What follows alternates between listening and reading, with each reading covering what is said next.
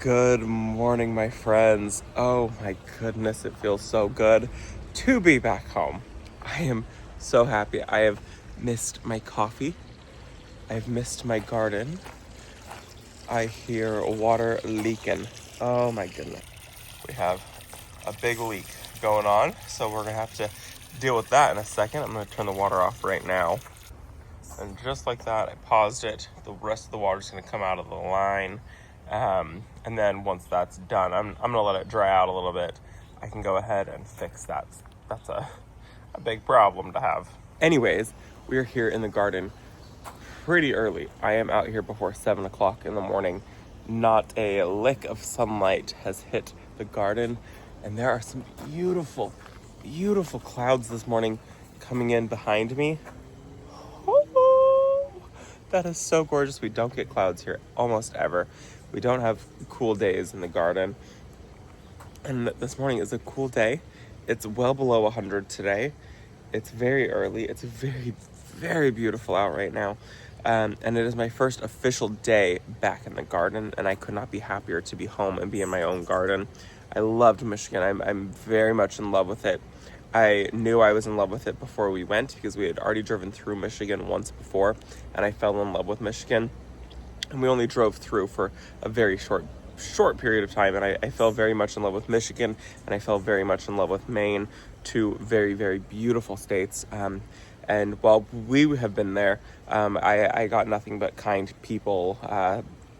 So it was a great experience both times I've been to Michigan, and the 3 days I think we spent in Maine, it was just absolutely amazing. Anyways, I am very, very happy to be home. First day back. All I did was sleep. I slept the entire day. I didn't really come out in the garden at all. I took one quick look and then came straight back inside and I slept. I slept pretty much all day long. It was a full day of travel to get home. And then yesterday was my first full day home. And I had to help Brent edit videos for the week. So all we did was edit videos. We didn't do anything outside. Otherwise there would have been no videos. And now I don't have to do any video editing. I just need to get out here, stroll the garden, film. I've got some things that I want to show you guys, some things that are looking really good right now. A big update. Brent has been very, very busy in the garden, which is really, really nice to see. I'm so excited for you guys to see this one section. A bug just flew into my eyeball. Yeah, let me turn the camera around and we'll just take a quick little stroll. As a reminder, as always, that is not my rooster. I don't own a rooster. Don't come for me and tell me that I'm a bad neighbor because you hear a rooster. It's not my rooster. It's a street rooster. I'm actually going to pop footage up right now of the street rooster. It runs through the back alley quite often. Anyways, let me turn the camera around, and I want to kind of just go over some things that are looking good, some things that are looking bad, some things that did not fare well while I was gone, but it's okay. Let me show you. Before we jump into this video really quickly, I do want to let you guys know, in case you didn't see the Q&A, for the next 4 to 6 weeks, videos are going to be a little bit different. Usually our schedule is that we're about 5 videos ahead. So if you guys see something, usually it happened about 5 to 7 days ago. Right now, we are trying to get further ahead because Brent and I would like to take some time off. We would like to take a week of not editing, not filming, not posting. We want to just take one continuous week off, and we want to miss as few days as possible. And so to make that happen, we have to get ahead more than 1 week. Otherwise, after our week of not filming, not editing, not posting, we wouldn't have anything to come back to also. So that would put us more than a week behind on video schedule. So you're going to see some things over the next month or so that you're like, Robbie, that seems like weird timing or something like that. Just know that we're trying to build a stockpile of videos so that way when we do take a vacation, we do have plenty enough videos to go live for us to be able to take a full week off. We've never done this before, so we will see how it goes. But if you guys are seeing this, I think this video is the first one that you guys will see that will happen a week and a half after it's already happened, which is kind of crazy for us. That doesn't really happen. We don't like to be that far ahead. But to make sure that we have videos when we take some time off, we need to get really far ahead. So let me turn the camera around and we'll get into it. I think I also have another leak problem here. I'm gonna have to really work on some irrigation. So we've got our pumpkin spice latte at home. I have missed that so much. It's been hotel coffee for a week, and you know, that's not always the best. So this bed here is looking really full, really good still. I've got 3 salvias in here and they look great. I've got this calla lily here. No blooms on it, which is honestly extremely strange that it didn't bloom at all. But that's okay. I wasn't sure what the bulbs were when I planted it. The foliar growth is still absolutely stunning, so I'm not that mad at it. I do wish it bloomed though. Anyways, I can't wait for fall to really hit, because once these salvia die back, I'm going to move this birch tree that's here back to our trio, or our duo of birch trees. And then here, I'm really excited for fall to be able to do some fall planting, some fall mums in this area. I'm very, very excited about fall mums. I love them. I think they're just so pretty. I would like to go with some more neutral toned mums. Things that I'll be able to plug back into the garden elsewhere when it's not fall, to be able to kind of enjoy and have them for next year. You guys are gonna freak when you see this. Look at how cool this is. This is my Dr. Seuss plant, one of my absolute faves. This here is the Beyond Pinked Bluebeard. It's so much fun, one of my favorites. And I must have missed some of the very first blooms because I can see some brown blooms down there.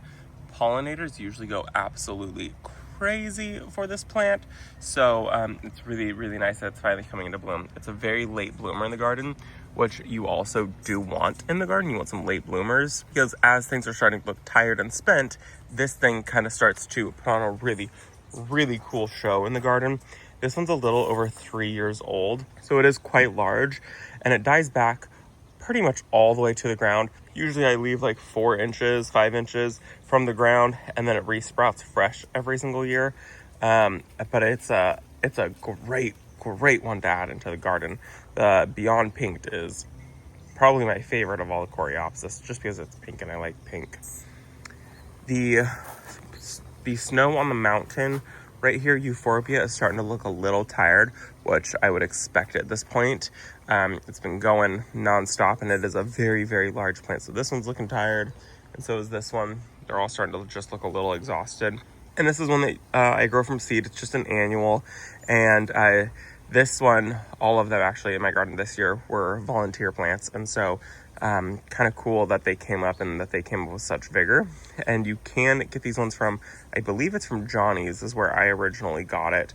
And so definitely one that I recommend growing in the garden, except if you have animals or if you have children or if you come out and eat your plants, I wouldn't recommend growing this one.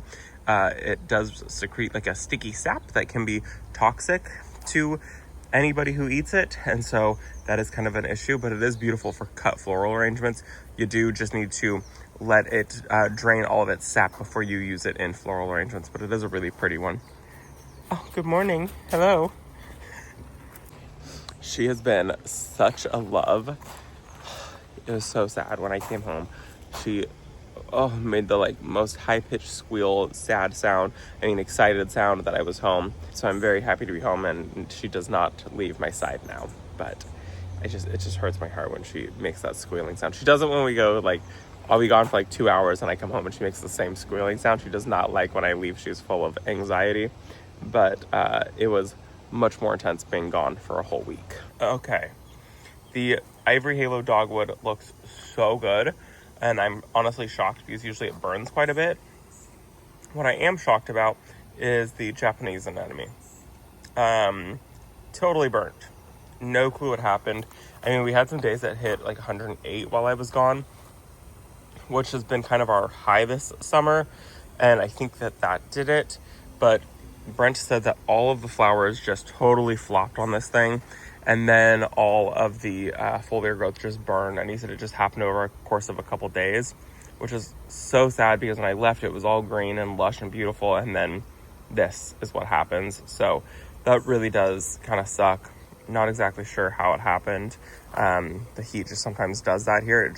There's no moisture in the air. And so things just kind of dry out. Like this arb right here kind of burned and did the same thing, where that one right over there looks so green and so lush. So maybe this is just more of a full sun area, which is highly possible because I don't know if you remember, but there was a Lady Banks rose that was right here, and now it is not here. And so that was definitely giving this area a bit more. It was actually giving it a lot more shade now that I think about it, because the sun sets right over here between those trees. And so now I'm thinking that maybe the Japanese anemone is in much, much, much more sun than it used to be. Because it used to only get a little bit of morning sun, and then it would get protection with the Lady Banks rose. And so now that that's gone, which I am happy that it's like very much cut back and mostly gone, this just might be getting too much sun. And then I think it also might have been a shock for the arb at over 105, because that was just transplanted this springtime. So Japanese anemone is probably gonna have to come out and get moved to somewhere else. So this fall, when it all dies back, we'll go ahead and we'll cut it all back. All of the leaves will die back anyways, all the flowers will die back, and then I'll dig up some of the rhizomes and I'll put it somewhere else. I'm thinking probably behind the greenhouse. And then I wanted to come over here and show you guys my creeping fig. Look how good that's looking on the fence. It's growing very, very nicely along the fence. The goal was to get it to grow up the arbor, but it has attached to the fence, and I'm gonna let it continue that. It has attached to the fence there, and it has attached to the arbor there. So it's doing its thing. It's doing exactly what I wanted, which was to grow along this. So I'm not mad at it at all. The goal is eventually to get it to cover the entire arbor and fence and have it be kind of a green living wall. I do need to come in and cut the pokeweed back on the neighbor's side. I'll go ahead and do that at probably some point in the next day or two, just to get it done. And hopefully this arb survives, because that was quite a bit of shock. And I think I do need to find something else for this bed. I'm dealing with some pincher bugs, and I'm dealing with slugs, and they're eating my ground cover, which is such a bummer. This whole left side was totally full of ground cover, and now it is not full at all of any ground cover. So we're gonna have to probably end up pulling it and then putting something else. And I'm thinking creeping thyme would be really beautiful in there, and it would smell so lush and so nice. Okay, let's come this way. This is kind of what we're going to be working on today, what I really wanted to show you. So everything I bought in Michigan, almost everything is going to be used for the greenhouse, which is exciting. I do need to get in, and I need to do the mortar on the inside so it's not just raw cement in there. And we need to build a bench. I'm now buying accessories for the greenhouse when I don't have anything for the actual greenhouse, a potting bench. But look at what Brent has done. So he's moved the fence back, and it's a huge mess in the alley. But would you look at this? We have so much space back here in the secret garden. So this is our secret garden. The last fence stopped, I think it was about there-ish somewhere, and we've gained all of that space right there. So a lot of space has been gained. Like, this is huge. This is much, much larger than I thought it was going to be for a secret garden. So this is really, really exciting. You can actually see, so the old fence was there. It was right there, and we've gained all of this space right here. And so this is so nice.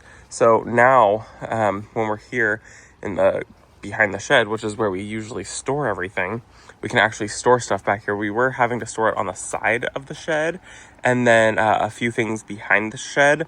Now we can actually store everything behind the shed and not have to see it. So like the gorilla cart, the lawnmowers, because we have 2 gorilla carts, like all these things that are unsightly can now get stored back here. And so what we're going to be working on today is finishing the fence boards back here. Let me show you. There's the straight rooster. There he is. What are you doing, straight rooster?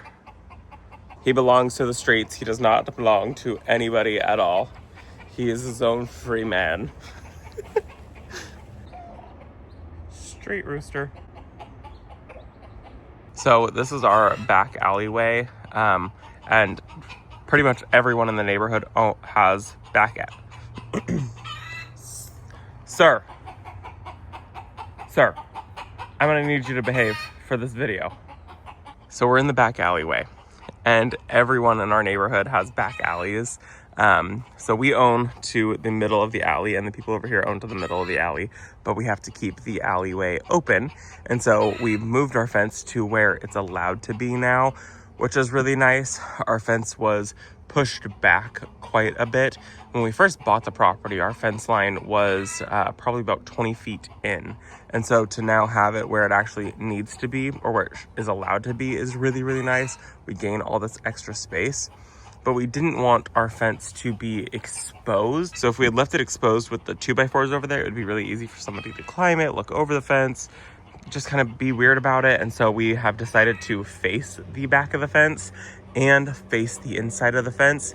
These were super cheap boards, and so that's what we decided to use. We get a lot of traffic back here. I know most of the alleyways in town get a lot of traffic, and so this is really gonna be nice. All of this is going to the dump. We got to take care of all of that once we finish this, which our goal today is to get all of the red boards up, so that way we can actually start having some privacy in our backyard and it's not just fully exposed anymore. So this is exciting to see. The fence is pretty much up. We'll get these last boards up here in probably about an hour, hour and a half, which will be done. And then all that's going to be left is we got to go buy the rest of the nice looking boards to go on the inside of the fence. And that's probably going to be another couple $100, another probably $300 in fence boards. This is replacing a fence is not a cheap project. It was budgeted for. We did get set back because we bought the pergola, and we're still buying these fence boards a little bit sooner than we have budgeted for, but it does desperately need to get done. So here we go. Let's go ahead and start working on these fence boards. Let's go ahead and start working on these fence boards. I think Brent's going to drive the car around because they're all loaded into his car, so that way we can have some privacy in our backyard again.